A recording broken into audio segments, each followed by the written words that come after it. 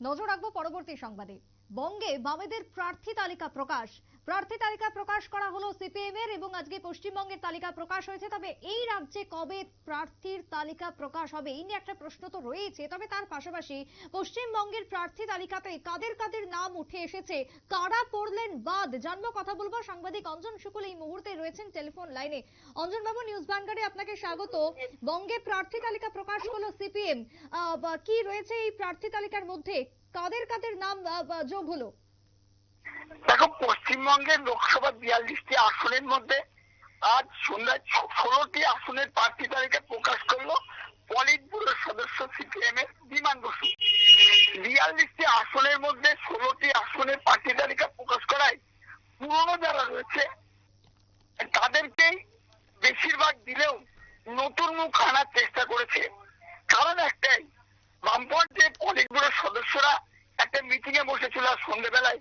সেই মিটিং থেকে সিদ্ধান্ত হয়েছে পুরনো যারা প্রার্থী রয়েছে আগেও যারা রয়েছে, সুজন চক্রবর্তী, এস এম সাদি, এরকম ধরনের যারা পুরনো রয়েছে তাদের প্রতি কিন্তু মানুষ বেশি আস্থা রাখছে না।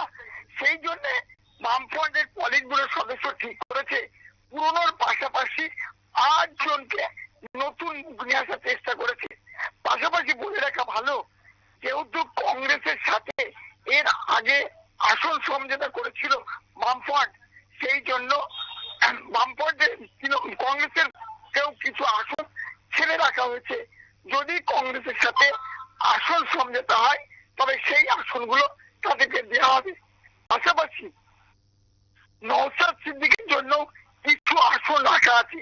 যদি নওশাদ সিদ্দিকী কিছু আসনে দাবি করেন বা আসনের সমঝোতা করেন তাহলে কিন্তু তাদেরকেও কয়েকটা আসন দেবে। যদিও আমরা জানতে পেরেছি এখনো আইএসএফ এর পক্ষ থেকে নওশাদ সিদ্দিকী কোনো আলোচনা করেনি, তার কিছু জানাননি।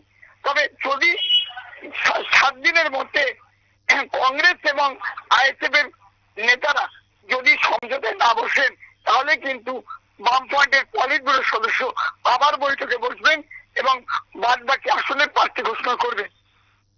অঞ্জন বাবু, তাহলে এই যে 16টি আসনের মধ্যে 14টিতেই নতুন মুখ আমরা দেখতে পাচ্ছি, তাহলে কি কোথাও বামেরা ভরসা করছে এবার নতুনদের দিকে, অর্থাৎ নবীনদের দিকে কি এবার বেশি ভরসা রয়েছে?